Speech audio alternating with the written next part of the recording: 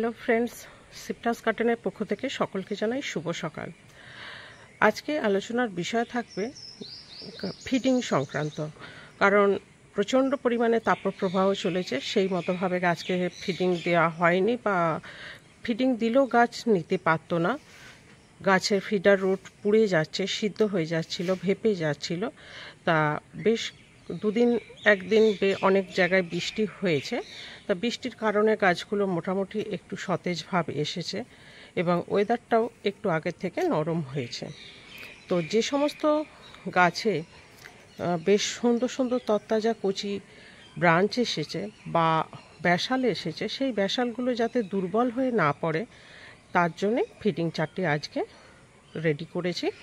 সেগুলো ধারাবাহিকভাবে আমরা যেভাবে চালাতাম ঠিক সেইভাবে চালিয়ে যাব, না হলে আগামী বর্ষায় বাগানে প্রত্যেকটা ব্যাসাল দুর্বল হয়ে যাবে এবং ডাইব্যাক হয়ে যাবে, গাছ তখন মৃত্যুর দিকে ঢলে পড়বে। তাই আমাদের আগামী বর্ষার জন্যে গাছকে যাতে দুর্বল হয়ে না পড়ে তার জন্যেই কিন্তু গাছকে সুন্দরভাবে এবার গ্রোথ নিতে হবে। কারণ প্রচণ্ড গরমটা যেভাবে আমরা লড়াই করে গাছকে বাঁচিয়ে রেখেছি, ঠিক একটা যেমন স্টেপ চলে গেল, ঠিক আগামী স্টেপটা হচ্ছে বর্ষার জন্য আমাদেরকে প্রস্তুত থাকতে হবে। কিভাবে আগামী বর্ষাটাও আমরা গাছকে সুন্দরভাবে বাঁচিয়ে রাখব। তো এক ঝলক দেখে নিই যে গাছে কীরকম সুন্দর কচি তাজা ব্রাঞ্চগুলো এসেছে। তো চলুন বন্ধুরা একটু দেখে নিই। যেমন এই যে কচি ব্রাঞ্চগুলো তরতাজা লাল লাল ডালগুলো ছাড়ছে, এক্ষেত্রে আমাদেরকে অবশ্যই কিন্তু জল স্প্রে করতে হবে। আমাদের ওয়াটার ম্যানেজমেন্টটা মোস্ট ইম্পর্টেন্ট। কারণ ওয়াটার ম্যানেজমেন্ট যদি আমরা ঠিকঠাকভাবে না করি তাহলে কিন্তু এই লাল কচি তরতাজা ব্রাঞ্চগুলো কিন্তু শুকিয়ে যাবে। এই যে সুন্দর সুন্দর কচি কচি লাল লাল পাতা নিয়ে বা সুন্দর সুন্দর ডালগুলো ছাড়ছে, শ্যুটগুলো, এগুলোকে আমাদেরকে বাঁচিয়ে রাখার জন্য জল স্প্রে কিন্তু মোস্ট ইম্পর্টেন্ট। যে একটু বৃষ্টি হয়েছে বলে আমরা জল স্প্রে করব না তা কিন্তু নয়, জল স্প্রে আমাদেরকে করতেই হবে। জল স্প্রে না করলে এই ব্রাঞ্চগুলোকে বাঁচিয়ে রাখতে আমরা পারবো না, শুকিয়ে যাবে। গরম প্রচণ্ড, রোদের তাপ বাড়ছে, আর সব থেকে বড় কথা এগুলো খুব শুকি। এই যে ব্রাঞ্চগুলো খুবই শুকি, এই ব্রাঞ্চগুলোকে বাঁচিয়ে যদি আমরা না রাখতে পারি তাহলে কিন্তু আগামী দিনে এই ব্রাঞ্চগুলো থেকে কুঁড়ি তো আসবে না। কুঁড়ি যদিও আসে সেটাকে কেটে দিতে হবে। কুঁড়ি আসলে কেটে দেবার পর আবার নিত্য নতুন ব্রাঞ্চ কিন্তু আমরা পাব। তা চলুন বন্ধুরা দেখে নিই আমরা যে কিভাবে আমরা ফিডিং দেব। এই যে তলা থেকে কত সুন্দর তাজা ব্যাসাল যে ছেড়েছে, বা এটাতেও দেখুন পরপর পরপরভাবে সুন্দরভাবে ছাড়ছে।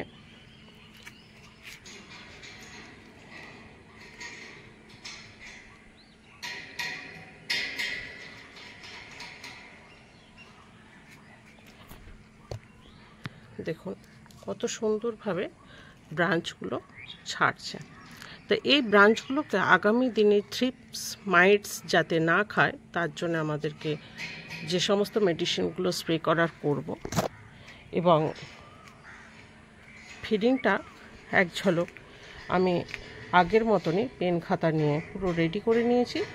পরপর আমরা আলোচনা করব এবং বিস্তারিত কিভাবে দিই সেটা একটু দেখে নেব। আমার হাতের কাছে একটি বেশ সুন্দর গাছ আছে। গাছটির আইডিয়া আছে ব্রিথলেস। গাছটি সুন্দরভাবে মেলে ধরেছে এবং অনেক নিত্য নতুন শাখা বেরিয়েছে এবং অনেক বেশ ভালো ব্যাসালও ছেড়েছে। এই যে অনেকগুলো ব্যাসাল ছেড়েছে এবং আগামী দিনে এখান থেকে অনেকগুলো ব্যাসাল আশা করা যায়। আশা করি বন্ধুদেরকে দেখাতে পাচ্ছি যে কিভাবে সুন্দরভাবে চোখগুলো ফেটেছে যাতে নিত্য নতুন ব্রাঞ্চগুলো আসে। তা এই জায়গাগুলোকে জল স্প্রে যদি আমরা না করি তাহলে কিন্তু এই জায়গাগুলো শুকিয়ে যাবে। তো জল স্প্রেটা মোস্ট ইম্পর্টেন্ট। একটা জিনিস আমাদেরকে মাথায় রাখতে হবে, যে সমস্ত এনপিকেগুলো আমরা গাছে দেব, গোড়াতে অ্যাপ্লাই করব ফিডিং হিসাবে, সেইগুলোতে যেন নাইট্রোজেন আর ফসফরাস মাত্রাটা মোটামুটি একটু পটাশিয়ামের থেকে বেশি থাকে। কারণ পটাশিয়ামটা আমাদের এই মুহূর্তে দরকার নেই, শীতকালে দরকার। কারণ যে এমপিকেটা আমরা ব্যবহার করব তাতে ন্যূনতম যে পটাশিয়ামটা আছে সেটা আমাদের কাজে লাগবে। 0050টা এই মুহূর্তে অ্যাপ্লাই করার দরকার নেই, কারণ 0050টা মেনলি পটাশিয়ামের কাজ করে। ওই পটাশিয়ামটা আমরা শীতকালের দিকে ব্যবহার করব। আর এই মুহূর্তে আমরা 19-19 এনপিকে বা 20-20 যে এনপিকেটা আমরা ব্যবহার করি, তাতেও যে 20 ভাগ পটাশিয়াম আছে সেটাতেই আমাদের কাজ নিতে পারবে বা তাতেই আমাদের কাজ চলে যাবে। এখন মেনলি দেখতে হবে যে গাছের ডালগুলো যাতে শক্তপোক্ত থাকে, দুর্বল হয়ে যাতে না পড়ে বা ডাইব্যাক না লাগে। গাছের ফিডিং সেইভাবে দিতে হবে।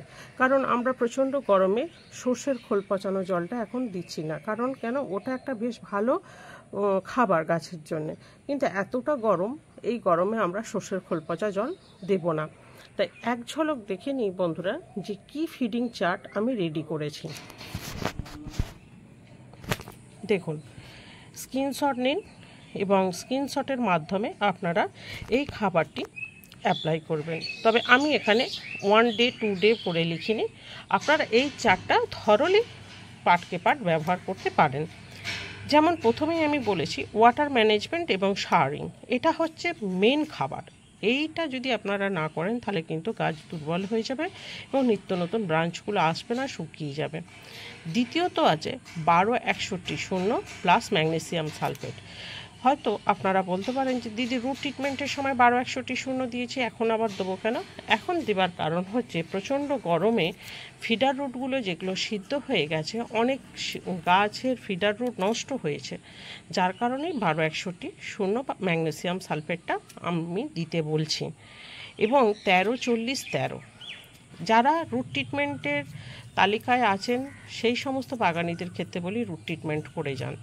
এটা হচ্ছে রুট ট্রিটমেন্ট হয়ে গেছে যে সমস্ত গাছ 6 মাস 7 মাসের গাছ, সেই গাছের জন্যে নিত্য নতুন অনেক ব্রাঞ্চ আসছে, সেই গাছের জন্যে ফিডিং। এটা কিন্তু ফার্স্ট 1-1.5 মাস বা 2 মাসের গাছের জন্য ফিডিং নয়, প্রথমেই আমি বললাম এটা। কারণ কেন, যে এই ফিডিংটা যারা রুট ট্রিটমেন্ট করছেন তাদের আগে রুটটা আনুন, আর যে রুট ট্রিটমেন্ট করে যারা গ্রোথের ট্রিটমেন্ট নিচ্ছেন সেই গ্রোথের ট্রিটমেন্টের ক্ষেত্রে এই ট্রিটমেন্টটি ব্যবহার করবেন। 13-40-13 এখানেও দেখে নিন যে নাইট্রোজেন আর ফসফরাস কিন্তু বেশ, নাইট্রোজেনটা পটাশিয়ামের মাত্রায় আছে কিন্তু ফসফরাসটা বেশ কিন্তু বেশি আছে, 52-34 ফসফরাসের মাত্রা দেখুন বেশ বেশি। এছাড়া আছে 19-19 বা 20-20 যার কাছে যেটা।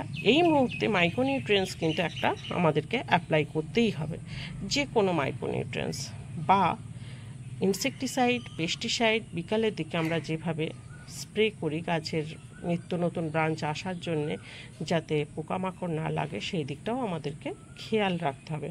তাহলে বন্ধুরা এই রুটিনটি, এই ফিডিং চার্টটি আমরা এখন কিন্তু টানা বেশ কয়েকদিন থরলি আমরা ব্যবহার করব। গাছকে ফিডিং দিতে হবে, না হলে কিন্তু গাছ দুর্বল হয়ে পড়বে। বেশ কয়েকদিন আমাদের গরমের জন্য, প্রচণ্ড তাপপ্রবাহের জন্য ফিডিং কিন্তু আমাদের এলোমেলো গেছে, তাই আর কিন্তু ফিডিং এলোমেলো করলে হবে না। যারা রুট ট্রিটমেন্ট করছেন রুট ট্রিটমেন্ট করে যান।